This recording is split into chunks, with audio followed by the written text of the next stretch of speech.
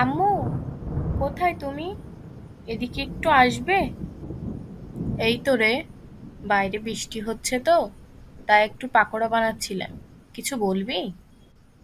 আরে, আমি তো তোমাকে এটা বলার জন্যই ডেকেছিলাম, কিন্তু এর সঙ্গে যদি তুমি একটু ভূতের গল্প বলো তাইলে আরো বেশি মজা হবে মা। দাঁড়া, একটু বসে খেতে খেতে বলবো। তখন আমি সবেমাত্র পড়ালেখা শেষ করেছি। আমার ইচ্ছা ছিল চাকরি করব।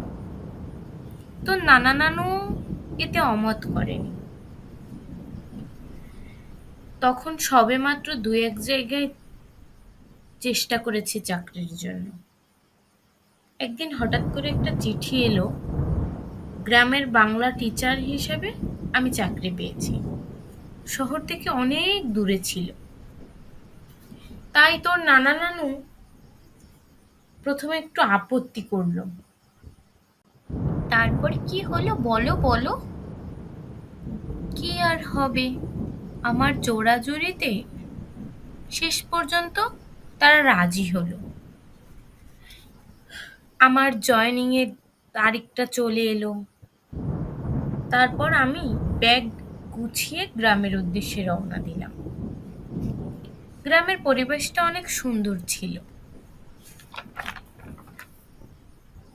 মানুষগুলোও বেশ সুন্দর ছিল। সবকিছু ভালোই চলছিল। 1 মাসের কিছু বেশি হয়েছে। বর্ষাকালও শুরু হয়েছে। ইস, বর্ষাকাল আমার একদম ভালো লাগে না। তারপর কি হলো বলো তো? বর্ষাকাল আমি বেশ পছন্দ করি। একদিন হলো কি জানিস?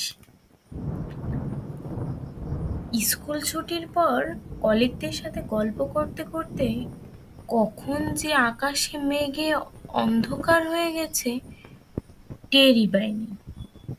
2-1 মিনিটেই যেন বৃষ্টি পড়বে। আমার সব কলিগদের কাছে ছাতা ছিল, শুধু আমার কাছে ছাতা ছিল না। এ মা, তাহলে তুমি বাসায় ফিরলে কি করে? ভিজে গেছিলে বুঝি? আরে না না, বাকিটা শোন তবে। যেহেতু সবার কাছে ছাতা ছিল, তাই সবাই বেরিয়ে পড়ল। ইতিমধ্যে বৃষ্টিও নামলো। অফিস রুমে আমি আর জগাদা বসেছিলাম। মা, এই জগাদাটা আবার কে? জগাদা ছিল আমাদের অফিস সহকারী। ওনার কাছে ছাতা ছিল, আর উনি অফিসেই থাকতেন রাতের বেলায়। বৃষ্টির জন্য আমাকে বসে থাকতে দেখে জগাদা বললেন, দিদি, আমার ছাতিটা নিয়ে যাও। বৃষ্টি এত তাড়াতাড়ি থামবে বলে মনে হয় না। তারপর তুমি ছাতাটা নিলে? হ্যাঁ, বেরিয়ে পড়লাম। একটা ছাতা যখন পেয়ে গেছি তখন আর দেরি করলাম না। কিন্তু পথে ঘটল মহা বিপত্তি। সেদিনের কথা মনে পড়লে আমার গা এখনো শিউরে ওঠে। কেন মা, সেদিন কি হয়েছিল তোমার সাথে? শোন তবে। বৃষ্টির মধ্যে ছাতা নিয়ে হাঁটতে আমার ভালোই লাগছিল। হঠাৎ বৃষ্টিটা থেমে গেল। আমি ছাতা বন্ধ করে হাঁটতে লাগলাম। হঠাৎ করে রাস্তা দিয়ে হাঁটার সময় পাশের ঝোপ থেকে একজন মেয়ের গলায় গানের শব্দ শুনতে পেলাম। কে যেন গান গাইছে। আমি ভয়ে ভয়ে একটু এগিয়ে গেলাম। তারপর আমি যা দেখলাম। তুমি কি দেখেছিলে মা? আমি ভয়ে ভয়ে একটু এগিয়ে দেখলাম একজন মেয়ে পেছন দিকে ঘুরে বসে গান গাইছে। আমি কৌতূহল হয়ে জিজ্ঞাসা করলাম, কে আপনি?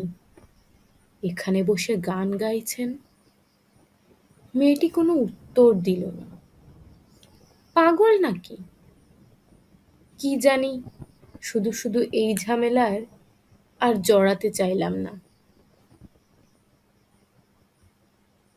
এটা ভেবে আমি হাঁটতে শুরু করব, তখনই মেয়েটা বলে উঠল,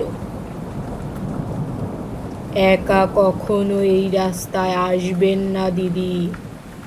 যখন আসবেন তখন দুজন আসবেন। আমি জিজ্ঞাসা করলাম, কেন? কেন দুজন আসবো? তখন মেয়েটি আমাকে বলল, আমিও একা এসেছিলাম, আর ফিরতে পারিনি। হি হি হি হি হি। মেয়েটি আমার দিকে ঘুরে প্রচণ্ড জোরে হাসতে লাগলো। আমি তার দিকে তাকালাম। কি বীভৎস দৃশ্য! মেয়েটার মুখ দিয়ে চুইয়ে চুইয়ে রক্ত পড়ছে, মুখে কোনো মাংস নাই। আমি বুঝতে পারলাম মেয়েটা অশরীরী ছিল। এ মা, তাই নাকি? তারপর তুমি কি করলে? তারপর আর কি করব, সেদিনের মতো চোখ বন্ধ করে বাসায় দৌড়ে চলে এলাম। তারপর গ্রাম থেকে শহরে ট্রান্সফার করিয়ে নিলাম। তারপর থেকে এখানেই আছি। কি ভয়ঙ্কর ব্যাপার!